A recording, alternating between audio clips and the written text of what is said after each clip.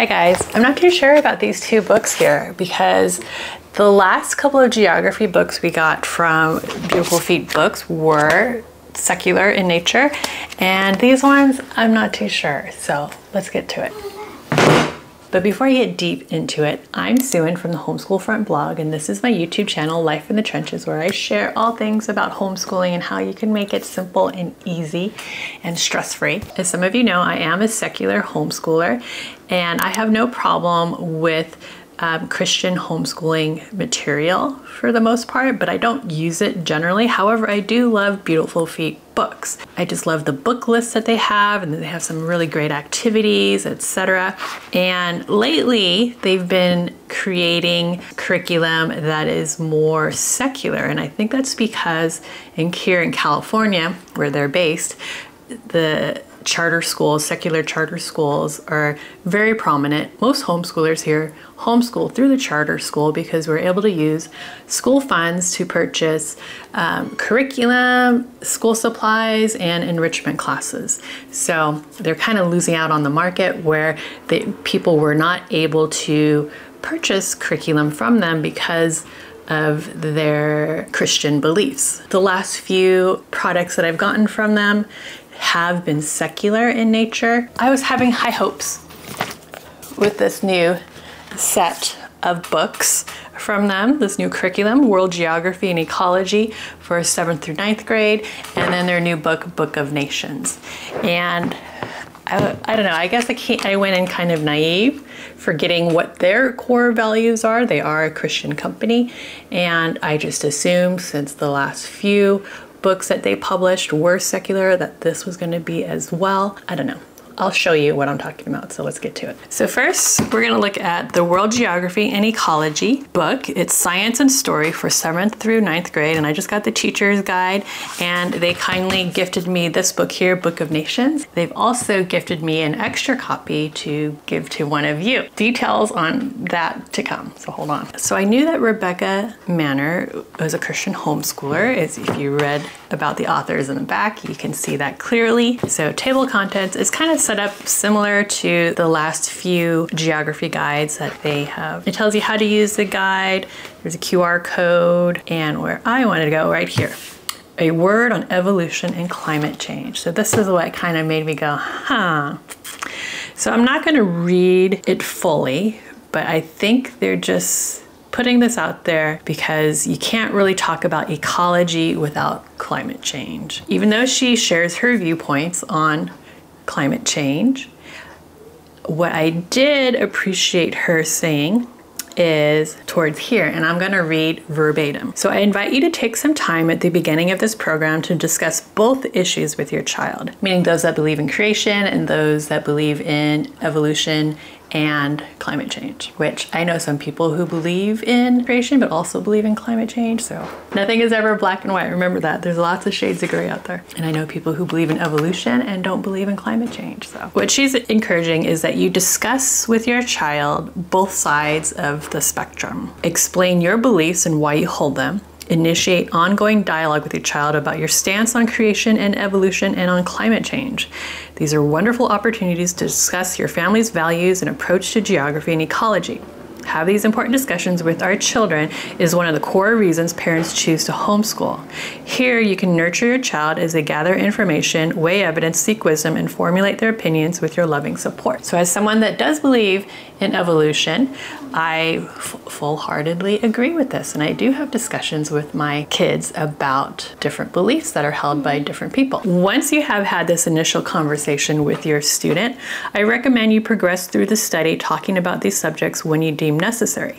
Not every mention of these topics needs to be addressed or debated, as I believe this would detract from the course overall. Totally agree. And to foster the development of critical thinking skills, I've included a couple assignments that allow students to weigh the evidence on both sides. Yes, I agree. I have also provided links to resources that may be helpful in exploring these topics. I am on her side here. So even though we have different beliefs about how our world was created, we both agree that discussion should be had, and seeing both sides is critical in understanding our world and the people that live here. Because, and on top of that, to be honest, we have 8 billion people in this world. Not everyone believes in evolution. Not everyone believes in Christian creation.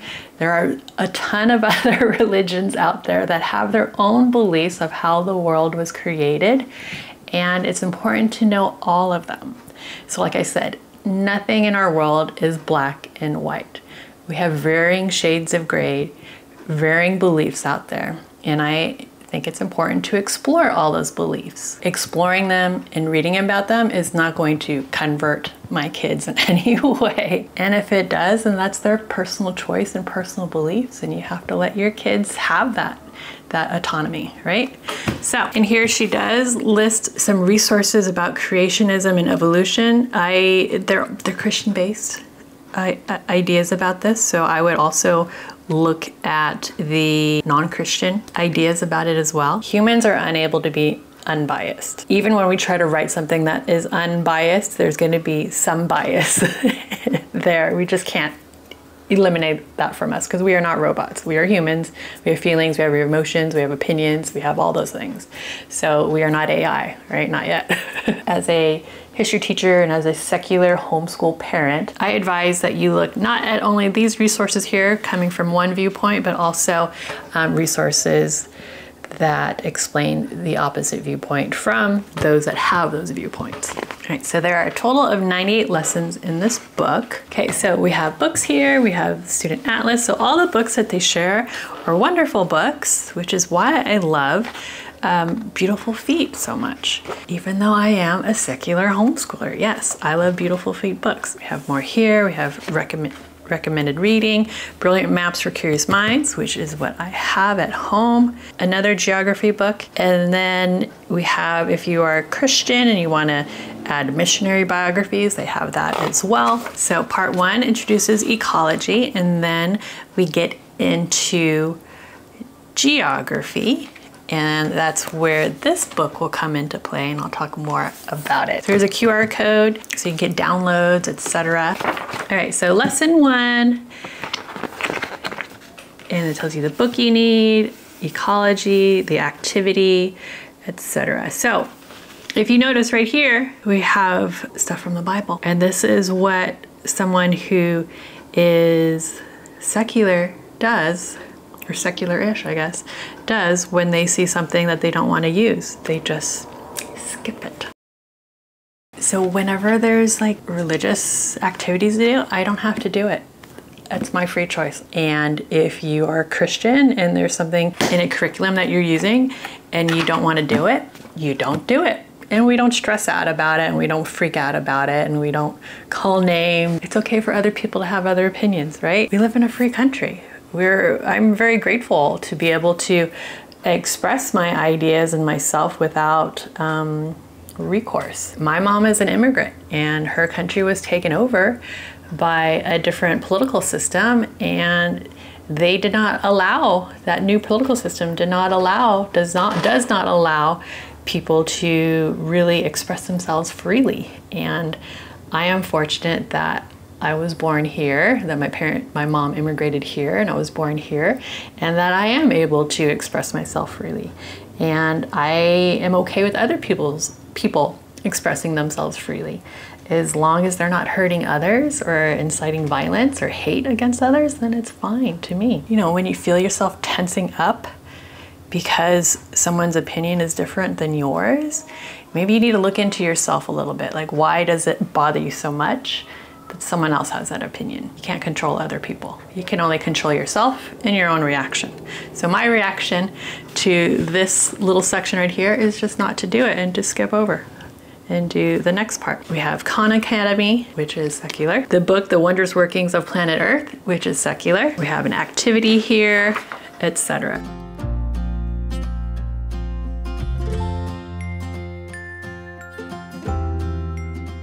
Even though I had questions about it at first, I'm starting to lean into it and kind of embrace it, and I'm cool with it. I think if it weren't for her discussing her thoughts, I may have been a little, but because she expressed her beliefs, and when it comes to critical thinking, I totally agree with her. in that sense.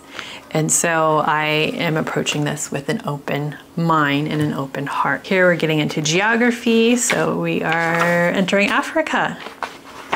And we have books here, rabbit trails, which I love because sometimes there's just so many books out there, and it's nice when you can get like an edited list of books that you can use. Sure, you can just go online and look at their books and then you already have that list going on. I'm not too sure you would get the rabbit trail books, but you would get like their main core books in the beginning. Right here, easy to find. Right here, the required literature and resources, easy to find in the online on their website. But with the rabbit trail books, you're not going to get those unless you get the curriculum.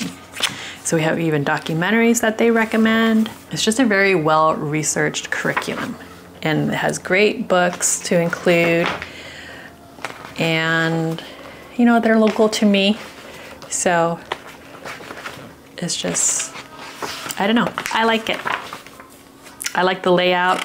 I like the feel of it. There's not too much going on. It's not overwhelming. History of the world is very overwhelming for me. History Quest is too broad for me. I feel like this is like a happy medium, but the thing is, I need to come to terms that I'm not gonna find the perfect history and geography curriculum, that most likely, as a former history teacher, I'm probably just gonna need to create my own. That's something I'm coming to grips with, that I'm just gonna have to create my own.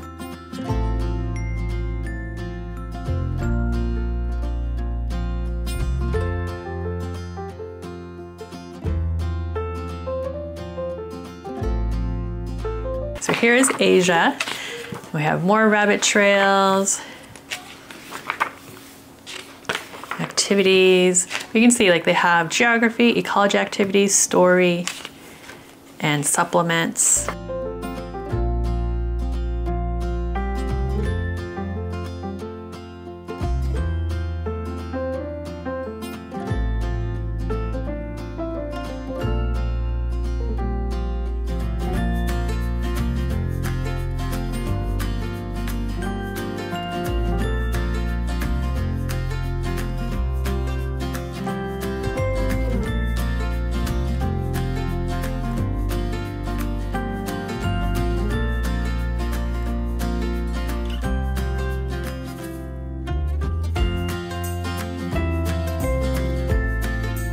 If you've used California out of the box, if you're a California homeschooler, you'll notice like there are some books in here that we've already read.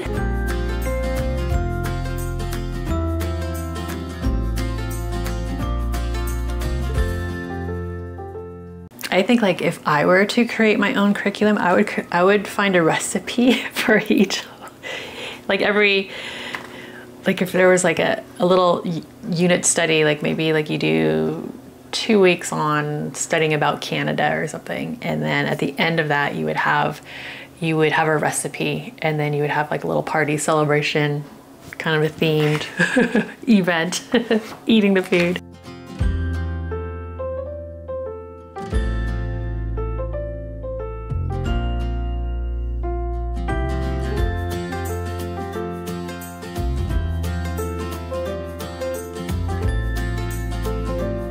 Australia, a lot about Australia. New Zealand, my favorite country, New Zealand. If I could move to New Zealand, I would. Tim Tams. Ooh, love Tim Tams. But I love how this book includes geography and ecology and story literature. It's just a great way to teach, where you're kind of like, you know, you're kind of killing 2 birds with 1 stone, or 3 birds here with 1 stone. You're studying science, you're studying geography, and you're reading literature. So that's 3 right there I can knock out. And I love that. That's just the way, I don't know, I don't feel like learning should just be, you know, separated or divided so firmly. Do you know what I mean? Like everything is kind of weaved in and integrated and related to each other. And that's just how I feel learning should be. I always loved it as a kid when I made connections from one subject area to another. And I think that's just the way to go. So here we have Book of Nations, and I think this is a fantastic book, but if you're secular or secular-ish, there is a little bit of but it's only like 2 pages. Book of Nations, an introduction to every country on earth by Rebecca Allen.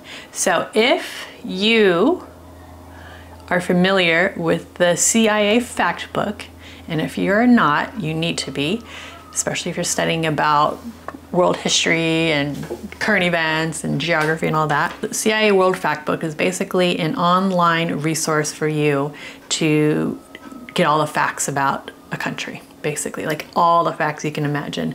They have the data there. And I used to use it all the time with my middle school students when I was a teacher.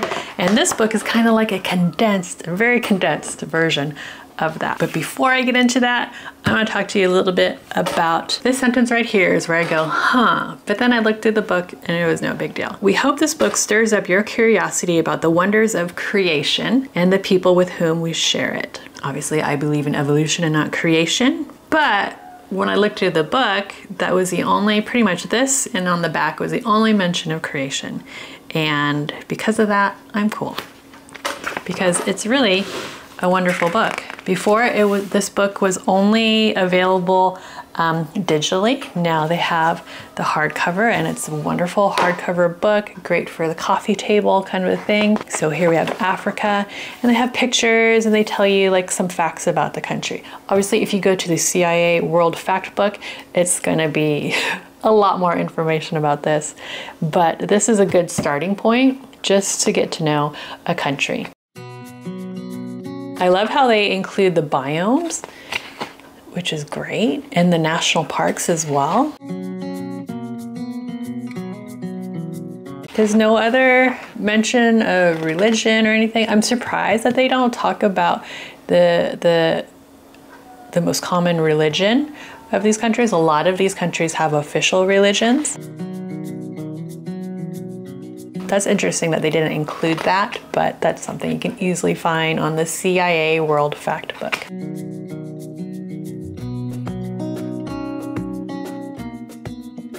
And if you want your own copy of the book, I am giving one away for free. All you have to do is there's a link down below and just sign up for my newsletter. And those of you that are already signed up for my newsletter, you're already automatically entered for the giveaway.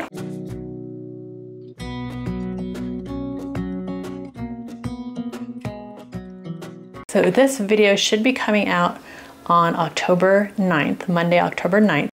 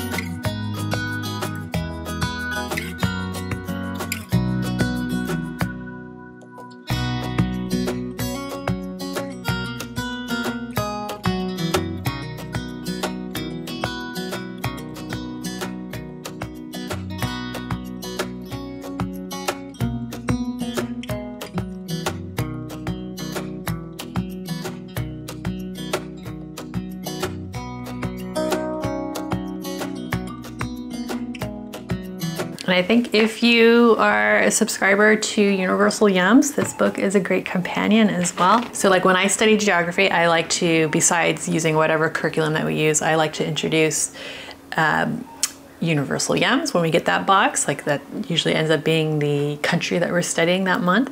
And then we'll bring out our letters from afar that kind of correlate with that. And then now I can bring out this book here. So it's a good companion to go with that.